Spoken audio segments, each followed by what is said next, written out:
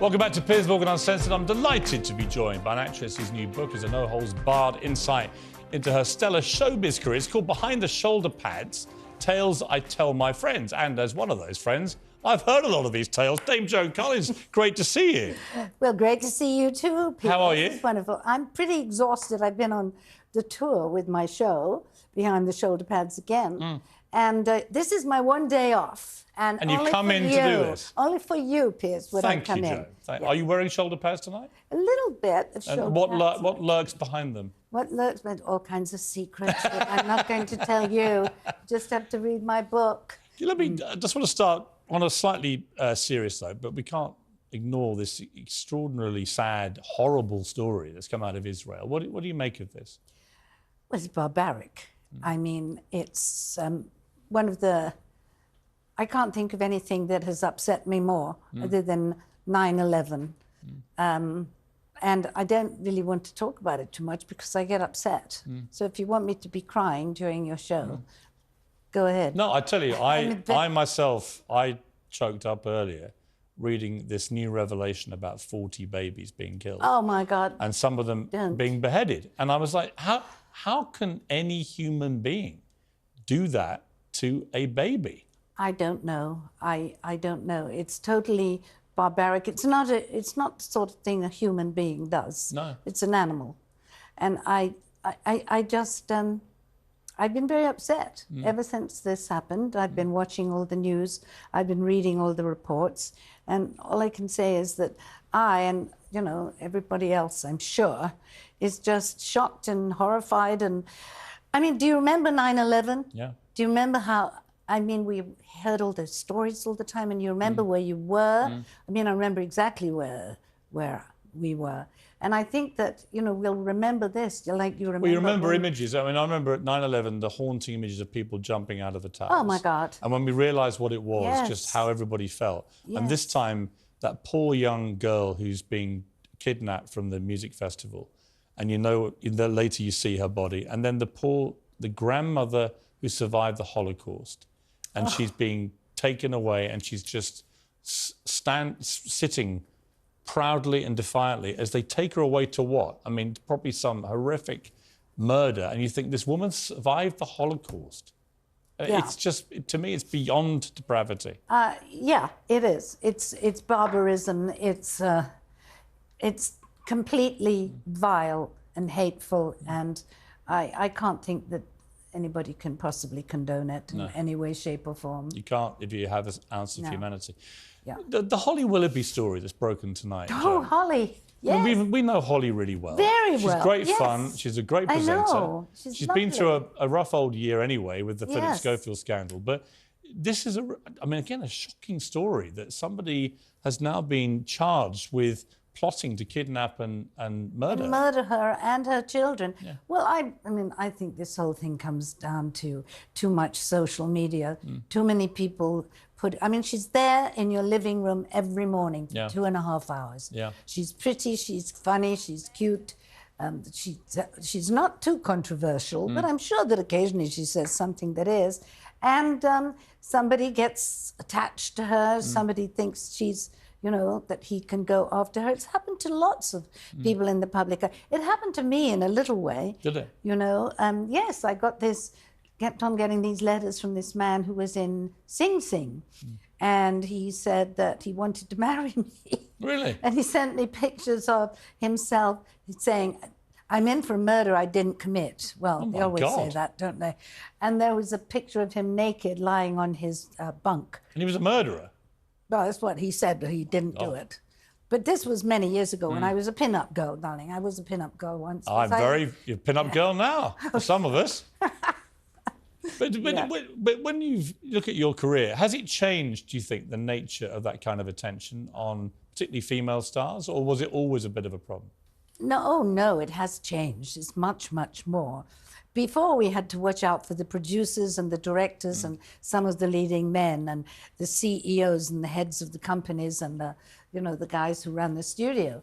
Now you have to watch out for people on social media that are going to try and get you and attack you and say horrible things about you. Because we're still human beings. Yeah. We don't like people to say nasty But also, things about what's us. happened is, on social media, you know, I like to express opinions, right? Oh, you do? By the way, so do you when we had dinner together. But I know but you're careful on social media, and I know why. We talked about this, because the reaction can be horrible, right? Yes, it can. And many people feel cowed now into not wanting to express opinions. I found that so sad. Well, cowed is rather a nasty word. I think smart enough not to put yourself in the broiling pit of hatred and venom, which is what a lot of it is. Right. I mean, let's face it. I don't go on TikTok, although people are saying I've got to go on TikTok. TikTok's big. I know it's big. Yeah, that's the Do you know, it's the pictures number that one got news smoked. source for kids under 21 Well, in the world. I'm not a kid under 21. You look like you're not far off. Yeah, sure. People always say to me, when we post pictures of our little gallivanting around the world, they always say the same thing. How does Joan Collins look so young? And what is the answer? Lucky, good genes, handsome parents, lots of face cream, keep out of the sun, and read my book. Or my books. Yeah, or your book. I've read your books. Yeah. Yeah. And I've read When's yours. the next one coming out? I'm working on it. Oh, of course you are. I'm working on it now. Yeah. There's a lot that needs to be said. Well, this is my 19th book, Behind the Show. Is it really? Yeah. And it's coming out in America on the 24th of this month. And I've been touring with the play, not the play, I mean, Percy and I have been kidding each other on the stage. Are you coming to see us? Yeah, I want to come and see Oh, it. good, good. But the other thing about you, other than your obvious glamour, it's the work ethic is what I've always loved about you. You have an incredible work ethic. Where does that come from? Parents. I was very lucky. I had, the perfect kind of nuclear family parents. I had a tough father who was quite strong and, very strong, and loving and sweet mother who didn't want to do anything but look after her children and make sure that they were safe and that they were taken care of, and she gave us the right food. And but my father had this. We've got a picture of him actually on the screen, yeah. Yeah. Oh, yeah, there he is. Yeah. I think Percy looks a little bit like himself. Freudian. Well, we've got a picture of Percy to tell. Look at Percy. He's a handsome man, Percy. Yeah, he is. He's my age, isn't he? I don't know. I never talk about Yeah, we're about the same age, me Yeah. and Percy. Good for you. I think he's aging better than me. No, but I want to tell you my father's credo. Yeah. He said, nobody will ever do anything for you. You have to do everything for yourself. And do you believe that? Oh, I know it's true. Yeah. I mean, even now, you ask your agent to do something. Well, not your agent, but you ask somebody to do something. And it's always best if you do it yourself, Yeah. I think. And, you go shopping. And anyway, Listen, I know that's your mantra. I see it in you every day. It's incredibly my impressive. other mantra is eat life or life will eat you. I love that. Love that. Let's hold that thought. Come back after the break. I want to talk about if you could be trapped on a desert island for the rest of your life with any of your leading men. Which one would it be? There's a cliffhanger for you.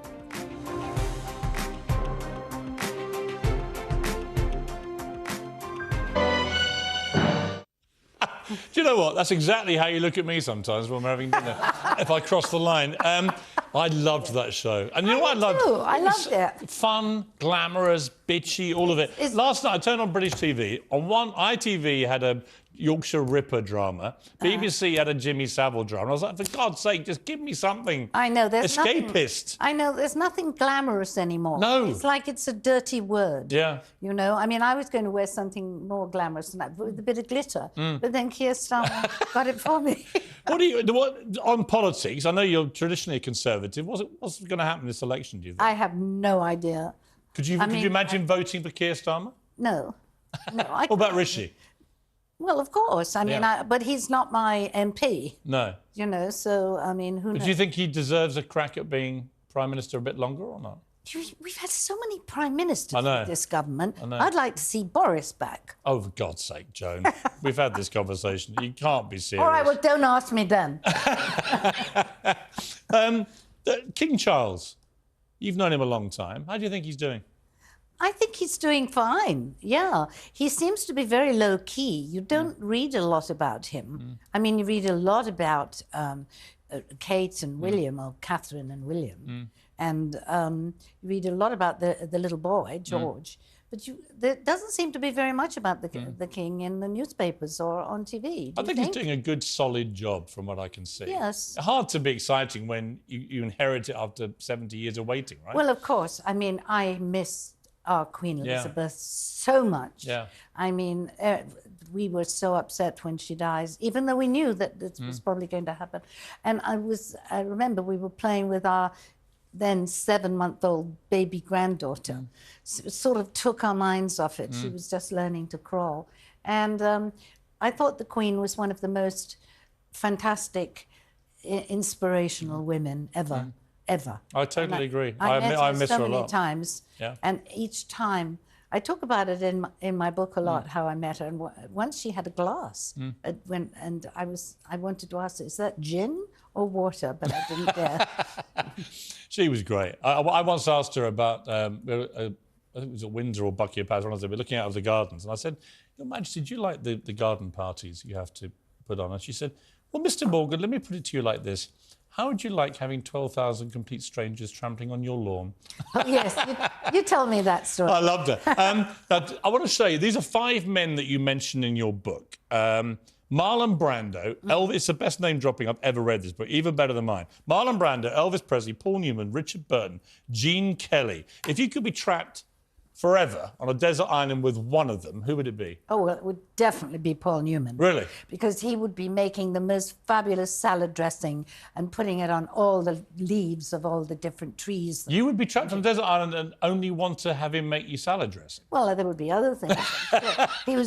Paul was very amusing. He had a great sense of humour, and he was really, a word that I don't really like, nice. Yeah. He was and he fought for me to be in that movie with him because the studio wanted Jane Mansfield, and he said, Jane Mansfield, you know, I don't want her, we want Joan, because Joan is a good comedian. And he was very loyal. And the last time I saw him was about a week before he died. He was looking a little bit, you know, not so well. And I said, how are you, PJ? And he said, still got a pulse, which I thought was really Which in the end, great. That's all we can hope for, isn't Yes, it? I mean, still got a pulse. Right. I'll tell you who also has a pulse. I love this quote. This is from Percy at your wedding. This was from his speech. Joan is my accomplice, my comrade, my confessor, my confidant, my fearless leader and most loyal supporter, my very best friend. I believe herein we have the arsenal to battle whatever life has to throw at us. It's my fervent wish and my pledge tonight that I can every day, in some little way, make your life as rich and wondrous as you make mine. He is a charmer, Percy. He's the best. He is. Yeah, he really is. Of course, we have our rows. Of now course. and again, but he is so wonderful. He's a great man. You're a great lady. It's been great to see you. Oh, it's great to see you, Your darling. book is called Behind the Shoulder Pads. The tour, 8 more dates, I think, from Brighton to New Brighton, London. Go see it. It's a great show. Great to see you, Dame Joan. Uncensored as ever and looking impossibly glamorous.